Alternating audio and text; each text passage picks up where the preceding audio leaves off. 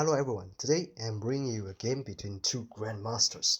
The white pieces are controlled by GM Yair Parkhov from Fiji with a rating of 2737, while the black pieces are controlled by Grandmaster Firouzja2003 from France, who is currently ranked second on the Blitz leaderboard on chess.com. In this video, I will analyze and explain the entire game. Without further ado, let's dive in. Let's get started.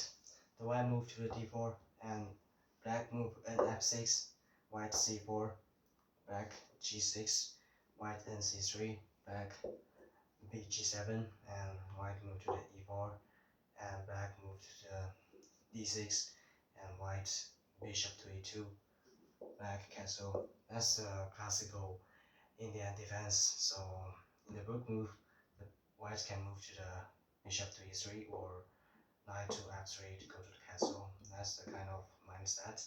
And in this game, the white choose to move to the bishop to e3, and the black move to the a6. And either like besides the a6, the black can move to the c5 or to the knight to the d7. On knight to the d7, you can go to the b6 or so support c5, So you move to the a6. You can also support c5, but also give the line, open the line to the bishop, and also you can move to the d4. Like when your queen move to the c2, and you can just go to attack your queen. That's a bit annoyed, so that's why the black move to an a6, and then it's the white turn. White move to the f3. After that, due to this g4 is a good grade to attack the white bishop, so the black will go there to annoy the white one. So when the bishop is attacked, he can't go h3, because if he goes h3, black will take his bishop and black might take back.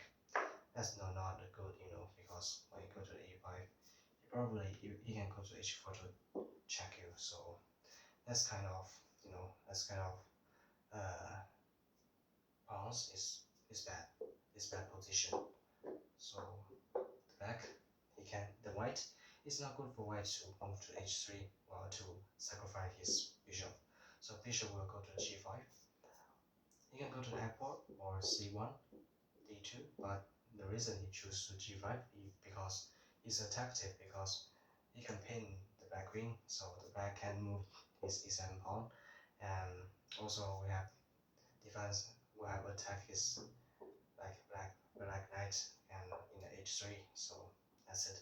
And then for that, the black will choose to move his pawn and go to h6 to attack the bishop. So when the white choose to move to the h4, well, he can move to the f4, but if he can move to h4, he can remain the attack at the pin to the black, this line to the black queen. So that's it. And then the black move to the c5, and the white best move is to move to d5, because move to the d5 and put your queen out, and just to limit this horse, this knight function. So that's the best move, but the white, he didn't choose this this move. He moved to the castle, and then the black take the pawn and the white take back, and at this time the black moved to knight e5. That's no problem, but that's not the best move, because the best move is like, let's take the knight, and that's the point. If the black take the knight, we can use the queen to take it back, because when we take it back, he will go to the e5. That's a good attack, and white will blunder, like attack the queen and also attack the bishop. If you take black queen, you will take back, and then your knight and your bishop must be attacked simultaneously, and you either move your bishop back or either move your knight to another. But whenever you move, you can also take your bishop or take your knight, and then you will lose the knight and you're gonna lose the game. So that's the point. So you can't, you know, if you and then you can't draw back, because if you back your queen, they will take your bishop, and then he threaten you to move queen h2 to mate you. So that's the point, and that's the blunder. If you take, when you take your knight, you can take, but there's also a solution. Let's take his knight, and if he take your knight, you take back, and that's just alright, So you won't lose, at least, but you can't be attactive, and that will be a mistake, like you take the pawn, and so that's the point.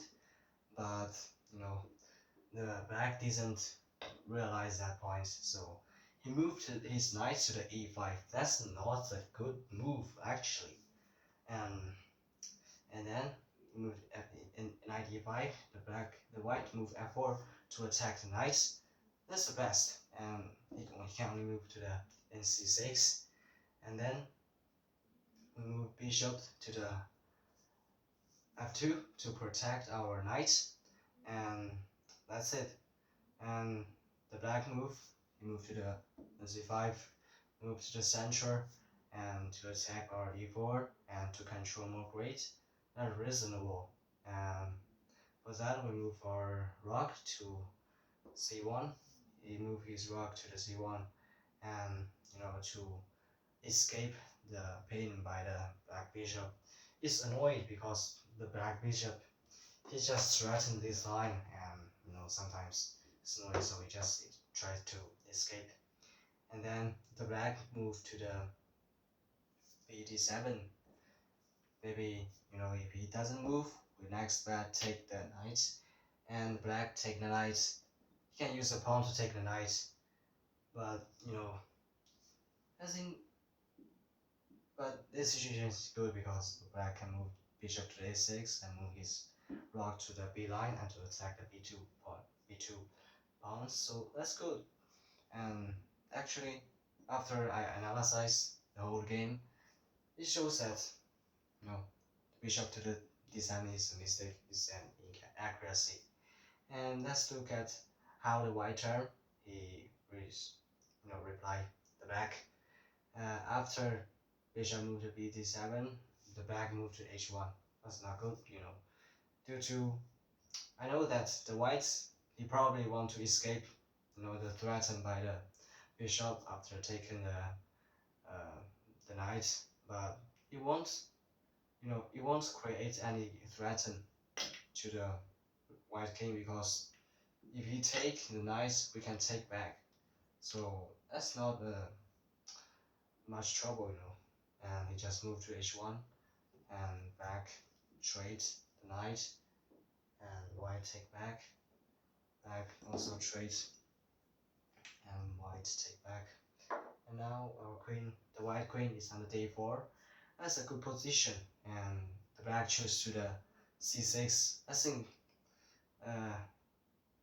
that's probably not good move, I think, because when you move to the c6, we can move to b4, and black move to e6, move to the e7, e3, and next time we move to the b5, to attack the black bishop, and he can't do nothing. He just only can withdraw, and like maybe he can go to b6 or a6, but we can just go to the f5.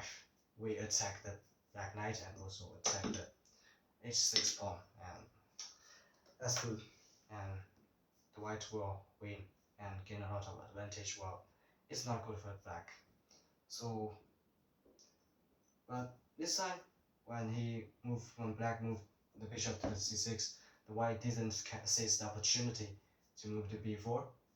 He moved to the f5, and probably, I know what he wants. The white wants to attack this king and move his rook about to move this line to attack the black king. That's fair enough. And let's look at how the black reply. Black moved the knight to the d7 and probably avoid the f6. And fair enough. After that, the white moved to b4. He noticed that, and black also moved the best move, b6, to give the pace to the bishop.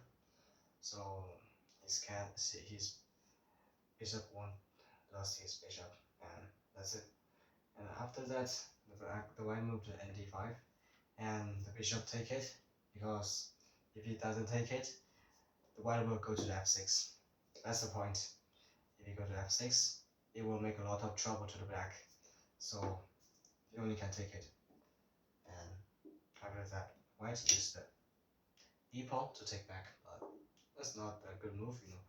It's better to use your c4 pawn to take back, because when you do that, you can remain the attack on the f line, but also you can move your rook to the c6 and move your f1 rook to the c1 to this line, so you'll be more attactive and more aggressive. That's the point, but probably the time is less and they will get nervous, so we just use the e pawn to take back. And then it's the black turn. The black choose the back. Let me see, ed, and the black choose g5. Move to the, his plan is go to the f6 to prevent the white to attack, and then white move rc3 or rh3 to attack, and black just move to the f6, and then white move to h4. As you know, unbelievable, and I can understand why the white move to the h4, because you can just move to the bishop to h5 and move bishop to g6 and go to rook h3. That's kind of tactic, but just I can understand. And then move to h4, king g7, and white move to h3 to attack this line, and black move to a5, white move to a3, ab, and there's a line give the black. So maybe that's not a good situation for the white. And then let's look at how the white reply. The white, and after that, the white take back the black pawn, or the black move to the e5 to control the center, and that's it. And white just move to bh5 and to attack the g6 grid, and the black just moved to the queen c7 to attack the c4 pawn. So in this case, in order to protect this c4 pawn, the white choose rook to c1 to protect, and then the black choose move r8-4. But that's not a good move, because you can just move your rook to this side, the c8, to attack. Well, if you move your rook to the a4, that's probably will lose control for this dead line. And after that, the white choose to hg, and the black choose hg, but that's the blunder, as in that's the mistake that lead to the failure and the lose for black. But give the chances for white and open this line to white, so white can attack black king, and then white just move to the bishop to the g6, and then the big blunder appear. The black move to h8. That's a big blunder. Which lead to the black to lost the whole game, and lose the control. And white just take back the king, move to the h8, and then I think last you will notice a brilliant move. Yeah, exactly. Queen to d1 to attack h5 and a4 rock.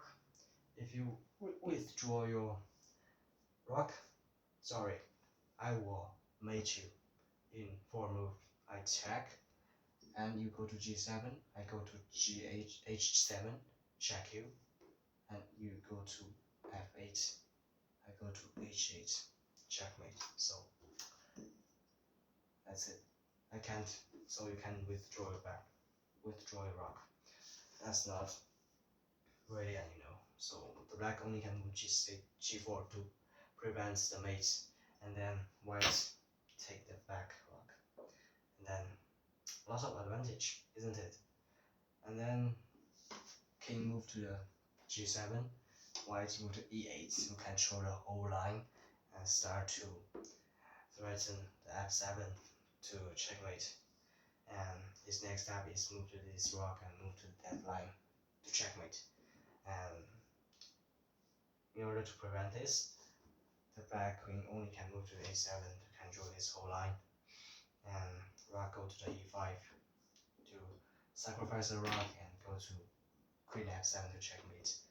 So due to prevent that, he go to g3, and you can move to the rock to the e5 because he will go to the a1 and check you.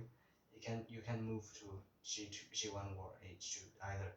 He will draw back. He will take your queen. He will take your rock, and that's checkmate. So you can't take, and that's also why he moved his pawn to the g3, and then you can just, and then the white he choose d5. That's a good move because the white, if the black move to the a5, white can take the e7 pawn, and that's not good for the black. Black is dangerous, and also, so the black only can move to the b7 or c7, but whenever he move, he will land this line for the white to occupy. So, but at this point, the white just move to the g1. Probably they don't have time, and he doesn't notice that. And back, move to the f1, move back, and he move to the a1. And he know that's point, and black just moved to the c4 because he didn't have any move to go, and back go to the a8.